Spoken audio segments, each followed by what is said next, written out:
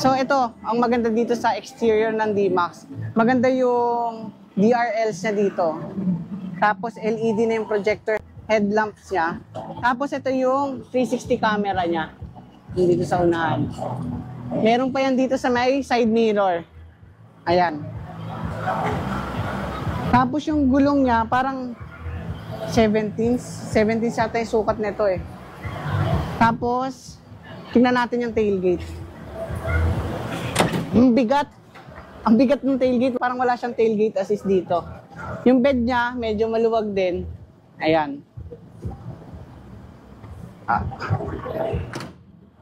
Tapos, yung taillight niya, same pa rin sa dating D-Max. Tapos, naka-sports bar na rin siya. Ayan. Ito, naka-delete lang yung step board kasi ginamit siya dun sa terrain.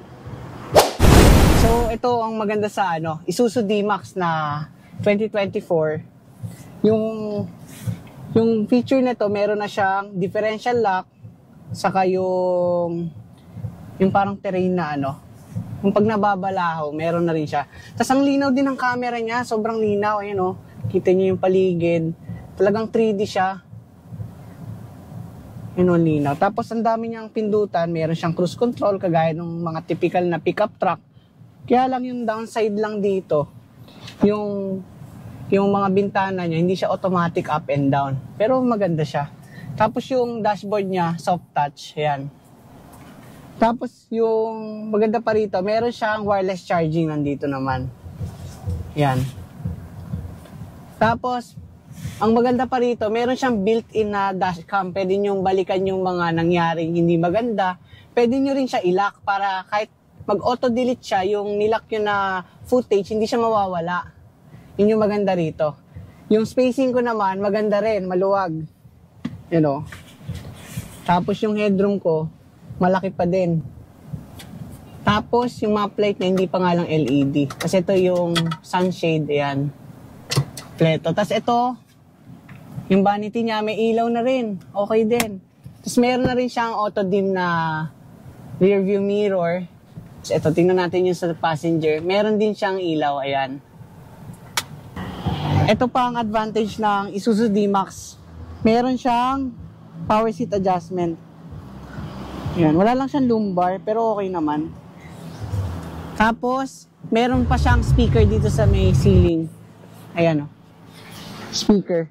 Check naman natin yung sa likod kung maluwag ba. Saan pa tayo dito sa D-Max?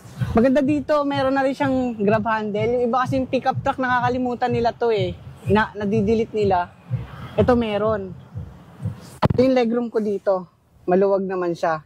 Kanina kasi nakaupo ako sa gitna, medyo masikip kasi mataas yung sa transmission niya, yung dinadaanan ng transmission. Hindi siya komportable kung sa gitna kayo uupo. Pero kung dito, komportable siya dahil yung likod yung mas makakasandal Kasi ito pa yung armrest niya. Komportable. Nakagitna talaga yung armrest. Tapos, komportable pa dahil meron kayo ditong aircon vent dito. Yan. Tapos, ito pa maganda rito. Nakalimutan ko banggitin kanina, meron pala tong cooler. Ito. Yan pag kinilik nyo. May cooler siya. Pwede kayo maglagay ng drinks dito. Walang vent. May vent ba to? Di ata to cooler Mali pala ako. Mukhang extra lang storage. Pero may ganito siya. Tingnan natin yung box niya. Hindi nga lang siya masyadong malalim. Pero tama lang. So ito, alamin natin yung space na itong D-Max. Sasakay ako. Pag nag-engine seat ako dito, same lang din sa ibang pickup truck Maluwag din. Saka meron na siyang pauhok dito. Kaya lang parang mas maganda sana kung yung natutupi. Suzu Philippines baka naman. Mas maganda sana kung natutupi ito Tapos ito pala meron siyang sa mounting ng brake light.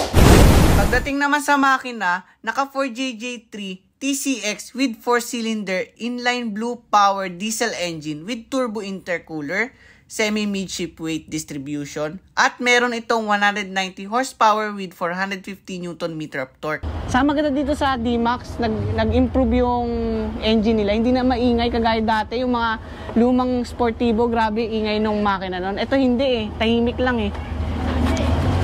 Ba na tayo? Ha. Oo.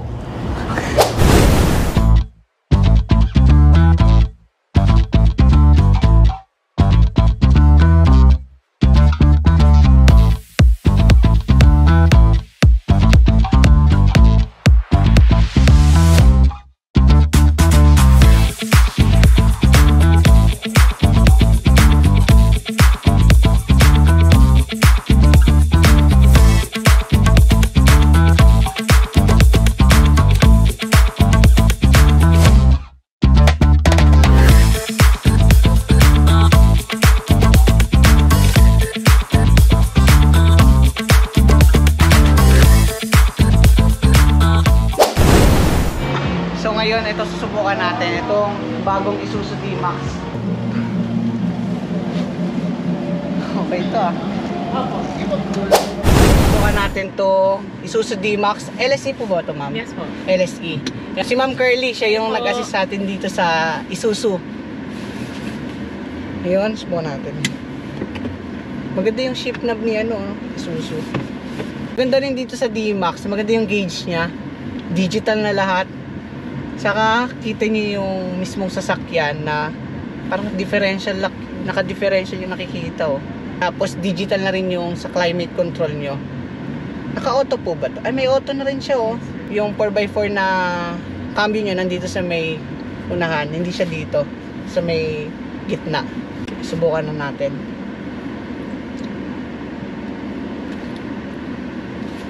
Yung nibela niya malambot. Dito po, no? Yes, after nilang. So first station na gagawin natin is yung rough terrain. Kanang konti. Isa kasi dun sa mga bagong features ng 4x4 variant ng D-Max is yung rough terrain niya tsaka yung rear diff lock. So for this first station, yung rough terrain niya. Kaliwa konti. Sige, ganyan lang. Sige. Ang ganda ng head unit niya, nakikita yung yung parang sa lumang Pajero, may altitude ba to? Galing, responsive din.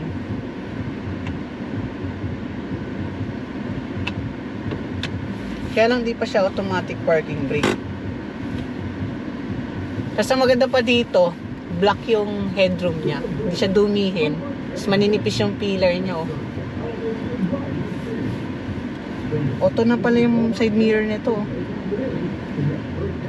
Paano ito tutupin? Ganito. Ayos din Ay, may blind spot na rin, Ayos to.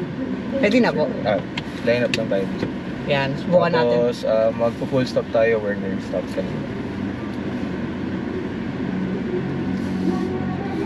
Tingnan nyo lang. Full stop po dito. Yep.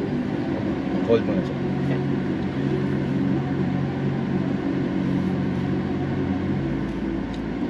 So, engage na sir yung 4 high. 4 high yan. Switch natin. So, pupuntahan natin yung course. Kanan. Sige. Diretso. Teka lang sir. Yan. Doon pala sa isa. Diretso lang po. Akala ko sa atin. So, iti-take natin yung rollers ng 4 high lang muna. So, ang i-feature natin dito is yung rough terrain na Pipidutin po ito? later. Later. Sige po, pasok muna natin. Sundan natin yung spotter. Diretso lang. Kakanan sir. Bante. Sige sir, diretso. Sige sir, bante pa. Yan po. Sige, abante pa sir. Sige, diretso. Sige, diretso lang. Diretso. Sige. Sige sir. So, nasa rollers na yung tatlong gulo natin. Try nyo bitawan yung preno. Okay, diretso lang. So, rumorolyo tayo niyan sir. Ay, oo nga, Oo, so walang traction siya. Lagyan mo konting gas sir. So, hindi tayo mabante. Sige sir, stop mo. I-preno mo. I-activate natin yung rough terrain feature. Then, try mong i-apply yung same na gas kanina. Sige. Sige, gradual lang. Kaliwa konti, kaliwa. So, nakaalis Sige, tayo. kaliwa Yun pa, yung kaliwa purpose pa. ni Okay. rough terrain Kanan konti. feature. Okay. Lalagyan Sige, niya diretso lang. ng torque Sige, kung sige. saan kailangan, Sige, kung saan may kanan konti. So, Okay. kanina naka Sige, diretso. 4 high lang tayo. Sige, Mm. sige. Yun yung nagro-roll lang siya. So, with the rough terrain, nilalagyan niya kung saan Kalma, yung mas kailangan yung torque. So, sige sir, Galing, dito no? tayo susunod. Medyo ano lang dahil naka-engage yung 4x4. Sige sir, gas it out. Sige sir, abang. So, line up tayo dito. Sundan nyo na yung spotter. Abante sir. Kanan, kanan. Kanan nyo pa sir. Sige, kanan pa, kanan pa. Tulo, tulo. Okay. Hold Sige, nyo kanan pa, muna. kanan, kanan. Hold nyo muna sir. Hold nyo muna. Sige, i-diretso mo yung manubela sir. Tapos, ilagay nyo sa neutral sir. Tapos, i-engage natin yung 4 low. 4 low. Okay, so ito, bare na 4 low lang siya. Wala pa yung rear diff lock. Open diff pa tayo. So, sige sir, sundan nyo. Kanan pa, kanan. Kanan. Ay, nakita ko pala. Kanan pa, kanan pa. Sige. Okay, diretso gulong. Diretso sir. Sige, sige, bate. Sige, ganyan lang, ganyan lang. Sige, sige, bate. Diretso, diretso lang, diretso. Sige, sige, bate. Sige sir, abante. Natanong. Nakatakot yung mga train dito. Yan sir. So, di ba nagsaslide siya sir? Sige pa. Same. Up. So, Diretso lang ngayon, po, gulong. gagamitin Diretso lang po, natin gulong. yung diff lock feature na sir. Sige, engage mo. Ayan po. So, ayan, makikita mo dito, sorry. Naka-engage na yung diff lock niya. Sige sir, same gas mo nung kanina. Tapos nagkakaroon ka ng Sige, traction diretso mo lang, diretso. compared kanina. Oo nga, no? Kasi konti, nakalock kanan na yung konti. Kanan, kanan, kanan niya, kanan, sir, kanan. kanan, konti. Sige sir, balik sige, mo. kanan pa. Diretso. Okay, diretso. So, yun, nakalock yung rears niya. Kanina, wala kang traction kasi yung isa naka-uneven sila eh. Mm. So, with the rear diff lock, 1:1 sila. Sige sir, yung sa side cambers naman tayo. So, dito sa part na to, yung sa wheel articulation ng Isuzu D-Max yung na-exhibit natin. Sige sir, sundan Sige, nyo lang. Kailangan pa dito? Kaliwa, kaliwa ang konti. Sige pa, kaliwa pa. Sige, sige, sige, Kaliwa pa sir. sige, ganyan lang. Diretso Sige, lang. diretso lang, diretso. Sige, sige.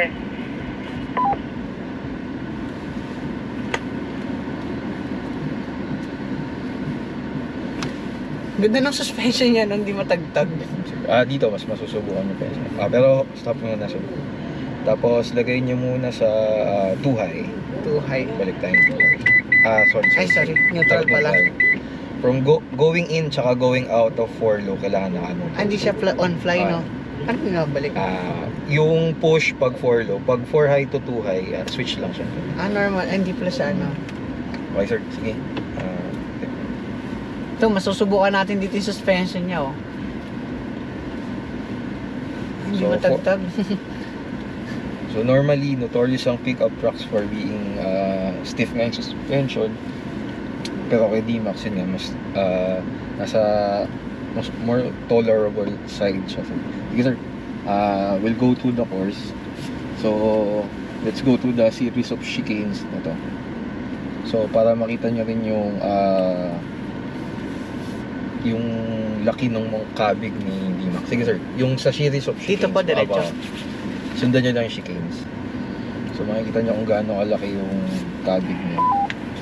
Oo nga, malaking turning radius niya, oh. Kaliwa, kaliwa. Kaliwa. Sige sir. Kaliwa, kaliwa nyo. Okay. Sige, diretso. Diretso. Akyat. Usually Kaliwa, kapag kaliwa. ibang pickup truck to, aatras ka Okay. dito, eh. Actually sir, sa 4x4, usually maliliit yung kabig nila. Pero Sige, sa D-Max, akyat, hindi yun yung kaliwa. case. Mas malaki Okay, yung diretso. kabig niya. Malaki nga, eh. Sige. Sige, akyat. So, tapos stop Kanan tayo lang, dun sa konti. gate, Kanan, dun sa kanan. dalawang cone. Kanan. Ayun po. Kanan. Ihinto mo dun sir. Kanan, kanan. Kabila. Sige. Ito po. Okay, diretso. Sige sir, abante yung pang konti. Diretso lang. Up. Okay, hold tayo sir.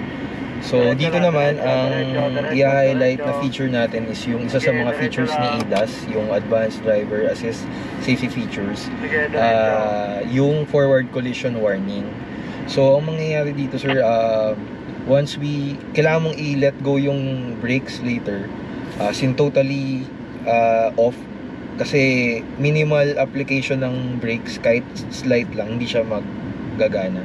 So ang mangyayari, magdadrive tayo diretso doon, and then pepreno yung D-Max on its own. Gamit yung camera na to, yung sa ADAS camera, masisense niya na merong incoming collision, so magpepreno siya on its own. So yun, ang kailangan mo lang sir is bitawan yung brakes mamaya, kasi totally walang application. Pero ayun, since heads up lang, naka-tarp nga tayo, tapos medyo dark din yung so simulation lang din naman to. Pero ayun, in real environment, syempre iba yung situation. So yun sir, ilagay mo sa drive. Bitawan ka na ba yung brakes? Totally off. Nakakatakot to. Sige sir, tapakan mo na yung friend. So yun, di ba nung huminto siya, meron kang 5 seconds to after 5 seconds magdadrive siya ulit. Sige sir, reverse mo na. So yun yung FCW ng ADAS. Nakakatakot po.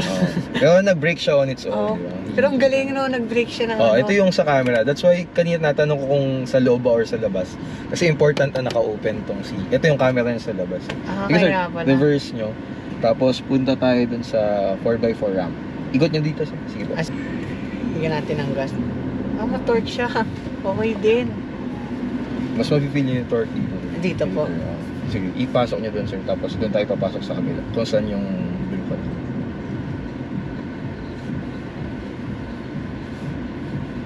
Sir, para mas konti yung buwelo mo, bilugin mo na lang dun sir. Tapos may spotter naman tayo.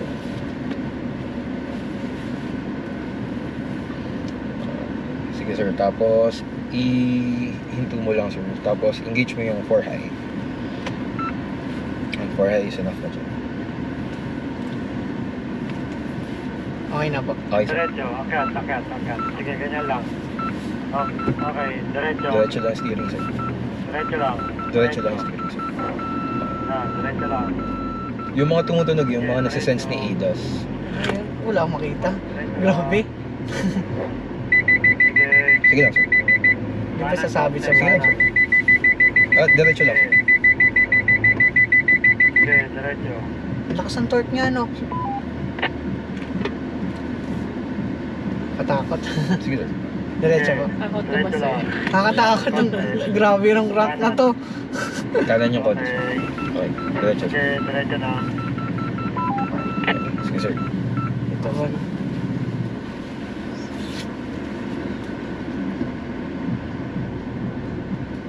Uh, 450 Newton meters to sir. Yung torque niya. Malakas nga, no? Malaki siya sir.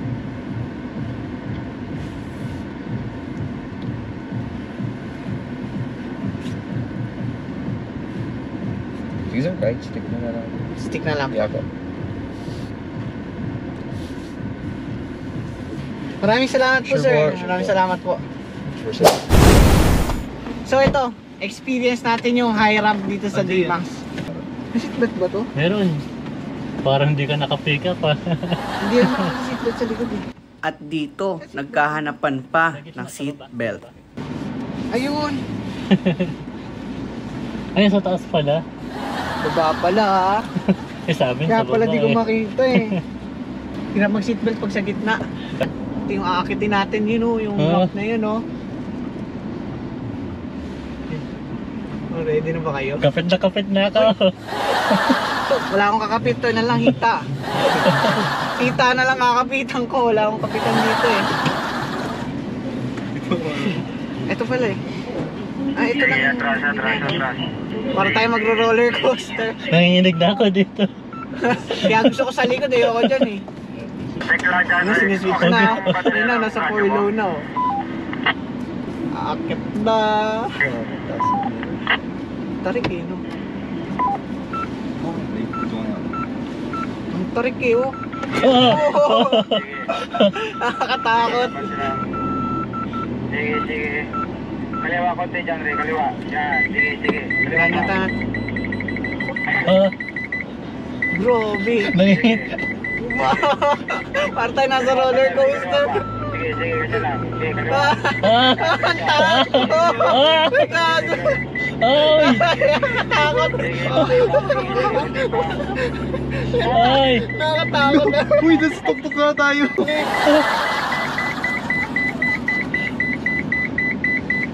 No. Oh! Grabe oh. Ito na yung likod. Grabe nakakatakot. Bababa pa. Ay, bababa. Nakakatakot. Mas nakakatakot sa harap. Actual roller coaster sa D-Max. Oh.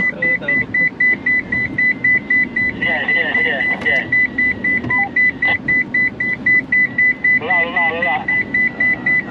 Kaliwa Hindi lalo na pag ikaw yung nagdadrive mas nakakatakot. Oh, oh, nakalaki seatbelt ko. Oh, oh.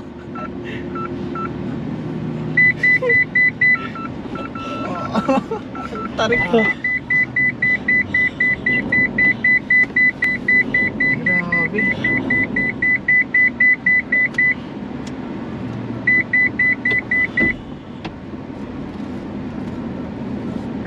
Grabe yung taas. No. 45 degrees yun eh, yung kanina. 45 degrees.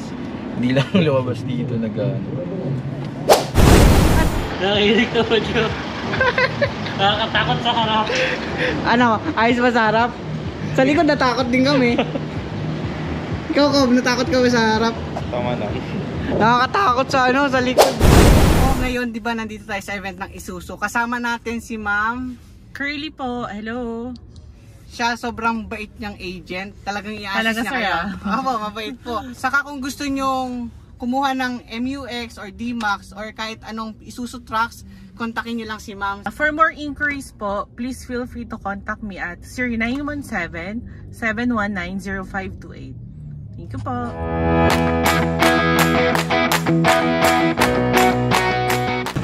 Hanap nyo ba mga murang damit at saka murang pabango at mga murang beauty product? Tara na, meron kami niyan dito sa Anjay Clothing. Tara!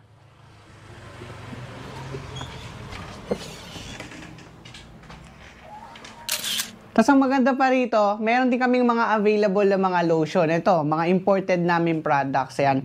May Jergens, may Dove, may Nivea. Itong Nivea namin is body wash. Tapos meron din kami mga Avon lotion. Plus, meron din kami mga sabong panglaba. Saka, meron din kami mga pre-love na damit. Murang-mura lang din. Ayan.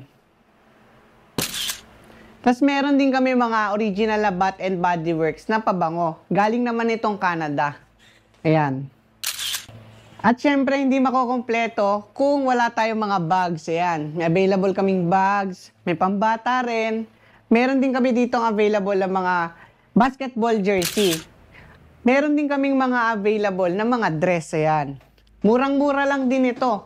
Ito namang dress namin is galing din ng Canada. At meron din kami mga pambata na damit. Ito naman. Tapos ang maganda pa rito, meron din kaming mga available na mga panglinis sa bahay. Meron kaming panglinis ng CR, meron kaming liquid detergent, at dagdag ko lang, meron din kaming mga paninda na mga sombrero. At ang maganda rito, reversible hat siya. Pag nanawa ka sa yellow, pwede mo siyang gawing black.